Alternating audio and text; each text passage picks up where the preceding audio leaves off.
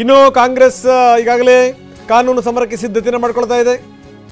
ಕಾನೂನು ತಜ್ಞರು ಹಿರಿಯ ಸಚಿವರೊಂದಿಗೆ ಸಿಎಂ ಚರ್ಚೆಯನ್ನು ಮಾಡ್ತಾ ಇದ್ದಾರೆ.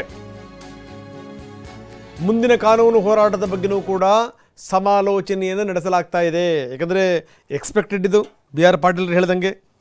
ಹೀಗಾಗಿ ಅವ್ರಿಗೆ ಗೊತ್ತಿತ್ತು ಏನೇನು ಘಟನಾವಳಿಗಳು ನಡೀತಾ ಇವೆ ಅಂತ. ಹೀಗಾಗಿನೇ ಕಾನೂನು ಸಮರಕ್ಕೆ ಕಾಂಗ್ರೆಸ್ ನಾಯಕರು ಸಿದ್ಧತೆಯನ್ನು ಮಾಡಿಕೊಂಡಿದ್ದರು. ಈಗ ನಾಳೆ ಬಿಟ್ಟು ನಾಡಿದ್ದು ಸೋಮವಾರನೇ ಅವರು ಕೋರ್ಟಿಗೆ ಹೋಗ್ತಾರೆ. ಮುಂದಿನ ಕಾನೂನು ಹೋರಾಟದ ರೂಪುರೇಷೆಗಳು ಈಗಾಗಲೇ ಸಿದ್ಧಗೊಂಡಿವೆ. ಮುಖ್ಯಮಂತ್ರಿಗೆ ಮುಂದೇನಾಗುತ್ತೆ ನಾವು ತೋರಿಸ್ತಾ ಇದ್ದೀವಿ. ಸಿದ್ದರಾಮಯ್ಯ ಪ್ರಾಸಿಕ್ಯೂಷನ್ಗೆ ರಾಜ್ಯಪಾಲರು ಅನುಮತಿ ಕೊಟ್ಟಿರುವಂಥ ಹಿನ್ನೆಲೆಯಲ್ಲಿ ಮುಂದೆ ಏನಾಗುತ್ತೆ, ಸಿದ್ದರಾಮಯ್ಯ ವಿರುದ್ಧ ಕ್ರಿಮಿನಲ್ ಪ್ರಾಸಿಕ್ಯೂಷನ್ ಆರಂಭ ಆಗುತ್ತೆ.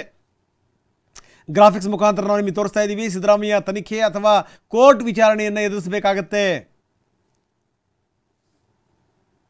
ಖಾಸಗಿ ದೂರಿಗೆ ರಾಜ್ಯಪಾಲರ ಪೂರ್ವಾನುಮತಿಯ ಬಲ ಕೂಡ ಸಿಕ್ಕಿದೆ. ಸ್ನೇಹಮಯಿ ಕೃಷ್ಣ, ಟಿ ಜೆ ಅಬ್ರಾಹಂ ಅವರು ಖಾಸಗಿ ದೂರನ್ನು ಸಲ್ಲಿಸಿದರು. ಆ ದೂರಿನ ಆಧಾರದ ಮೇಲೇ ಇವರು ಪ್ರಾಸಿಕ್ಯೂಷನ್ಗೆ ಅನುಮತಿ ಕೊಟ್ಟಿದ್ದರು. ವಿಚಾರಣೆ ವೇಳೆ ಪ್ರಾಸಿಕ್ಯೂಷನ್ ಅನುಮತಿ ವಿಚಾರ ಕೂಡ ಪ್ರಸ್ತಾಪ ಆಗಿತ್ತು.